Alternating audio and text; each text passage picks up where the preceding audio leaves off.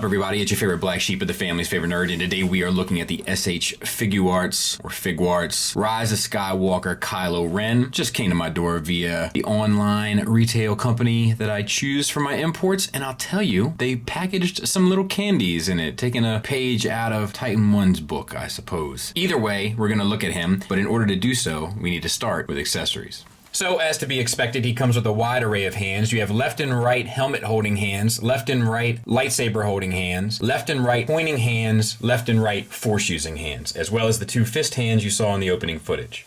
He comes with 3 lightsabers, 2 hilts, one to hold, one to plug into his belt. That's the one obviously with the plug. They're all painted beautifully with a base coat and then silver highlights as well as red, blue, and gold detailings. And then the ignited blade has red translucent and it is wider towards the bottom and then more narrow towards the top. You know what I want? White rod through the center with the translucent around it. I just want to see it tried one time and I'm going to keep saying it until it happens. He'll hold the unignited just fine. He'll hold the ignited just fine. And the peg will fit securely on the belt for the unignited as well. He also comes with a maskless head, which is great. The head sculpt is great. The paint, I feel like, is a little off, but the head sculpt is fantastic. And it might be the shape of the eyes, too, to be fair. That's slightly off.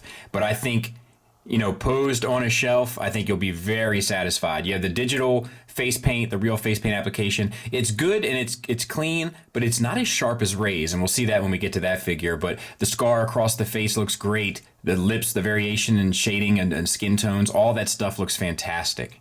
Really well done. There's no articulation between the head and the neck, so everything you get is going to be on the neck itself, and then the hair is the flat black. Sharp. Lastly, he comes with a display base, which is cool. You have the translucent kind of stand with Star Wars on there, and then the couple little spots where you can put in your base. It is weird. I guess you can pop out. You can probably pop those out and put the stand wherever you want. Let's see here. Maybe not. Yeah, okay, so no problem. Then you just connect this piece here. And then you have the 2 clips and you just push those in.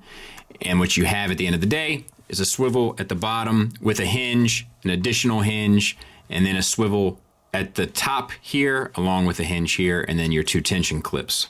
I'll use this in the final thoughts for one of the poses.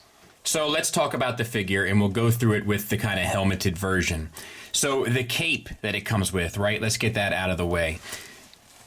It goes around the ball peg where the neck connects to, and then you can take it off as well. We're going to take it off for the sake of the review. There is a wire, and it feels like to me, it's I can't tell. It feels like just a straight wire to me. Sometimes they do like the more sheet metal, which I feel like kind of works better sometimes. Not all the time, but sometimes. But this is more the straight wire. But I think it works. I think pretty well. It wrapped around his helmet pretty well. I think that the kind of helmet cape looks a little stupid. Not the cape, but the hood. You know, just ends up making the hood look huge. Like, you know what I mean? Like, just a bit much. But let's talk about this. So we have the silver paint and we have the red paint. The red paint's done very well. And I had the black series we'll compare it to here at the end. The head is on a ball peg from the head into the neck. It might even be a double. And then, as you saw with this piece here is just a single socket and then the ball peg down there. So using both in concert, it's kind of a double ball peg, but it's really just 2 singles. Get down to there, up to there, swivel, etc. This piece here does want to float. It doesn't want to sit nice and flush unless you have it posed very specifically. So that's a bit of a bummer. The other bummer that I have, which is odd, but the kind of shade of black, it's different here than here. This kind of matches this matches this, but this really matches this, and it shouldn't. It's subtle, and you won't really notice it on a shelf, but under these lights, I can't help but notice it. We have the butterfly joint. That's really operated by this swiveling socket here, and then you have the disc hinge with a ball peg that plugs into the sheath of it. So that all works well. Using the disc hinge, you can get the arms up pretty high. This one apparently a little bit better than that one. And then a bicep swivel. Of course, you can get the swivel around as well. And can you get it all the way? Yeah, but it goes out at an angle. Double jointed elbow, clean, sculpted, and well done. Extremely sharp. I dig it. Wrist swivel and hinge up down. You can also swivel it at this end and get in out. So that all works beautifully. We have what feels like to me just a single ball peg. This is very peculiar to me. It's with the Ray as well.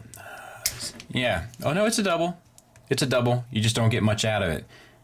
Oh, I may not have wanted to do that. Nah, we're all right. So there you go. Now we know. I'm guessing the Ray is the same, but you don't feel like you get both, like the stem. Do you know what I mean? The advantage of the double ball peg is that it operates at both places and you get the length of the stem for articulation. Because of this piece here in the middle, you don't really get that. So that's a bit of a bummer. Like the engineering is there, but it works against itself. So a little bit over, a little bit back, and then the swivel. Meh. Yeah, the softer piece here attached to the belt, that'll get out of the way for your drop down ball pegs. Great range there, full Van Damme. Not the full Monty, but you shouldn't get the full Monty with the human figure, but a great range nonetheless. Then you get the thigh swivel around the socket, no issues there. Nice sculpting in the pants, and then with the digital sculpting for all the vest and sleeve stuff, that all looks good. Single hinged knee, well hidden and works well, a little bit past 90 degrees. You have the more glossy plastic, I feel like, for the boots. Just ever so slight. It might even be the same as the pants, because the pants do have kind of a shimmer to them as well. It's just showing up a bit better, perhaps. And then, what is this? Double ball peg for the ankles. So that'll get you an ankle tilt up, ankle tilt down, a rocker, and a swivel, and a toe hinge. So pretty well done, with the exception of the sort of rise. It's the rise of, not the rise of Skywalker, rise of Skywalker's, turtleneck. And then, the kind of waist bit. And the waist bit isn't bad. It's just frustrating because you know that the engineering is there. It just doesn't really pull it off. Size comparison wise, and more so just comparison wise, there he is with the Hasbro offering, and he really, blows the Hasbro one out of the water. The soft goods, the engineering, the articulation, it really, I was disappointed with this Hasbro one to begin with, but yeah, this one does a hurting on it. And there he is with his SH Figuarts episode 7 in the middle and episode 8 offerings. And he's just a little bit darker in this one than he is in the 8 offering, but otherwise I think it's pretty much the same mold. The pants and wrinkles and all that stuff is identical. I mean, even the hand options and stuff, like, it's pretty much the same, which is kind of disheartening. I'm not sure I put those pieces together in my head prior to this, but looking at them side by side, yeah, it's the same. So I'm not sure if you need this if you have the 8 one, unless you want the helmet and the cape.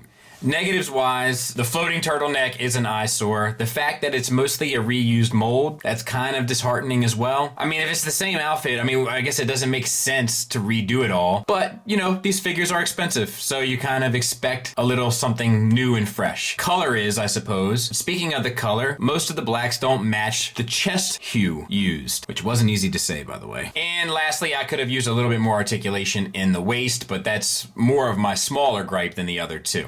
Positives, though, it does come with some great accessories, including the display stand, which is a nice touch. At least mine did. The display stand wasn't an extra separate box, but it came with one for all 3, so I hope they all do. I'm not exactly sure, though, to be fair. I got mine through HobbyLink Japan, so maybe it's something they're offering. I'm not entirely sure. It does come with a ton of accessories. Nothing really new or exciting in regard to those accessories, but it does come with a lot. It's also, I like the soft goods implication of the hood. I think it looks a little silly with the helmet, but that's not Figuarts' fault. That's a design, aesthetic, subjective kind of thing. I love the head sculpt on this figure. I think it's painted beautifully, the head sculpt anyway. So in terms of my recommendations, look, this is how I feel about it. If you need him with the cracked helmet, I would say go for it. If you have the episode 8 one, I'd say you're probably good. There's nothing here that I think is going to excite you anymore or do a whole lot more for you. So my recommendation is based off of what you already have in your collection. If you don't have the episode 8 one, I'd say go ahead and get this because it is a good figure. Thanks for listening. Thanks for watching. Until next time, take care.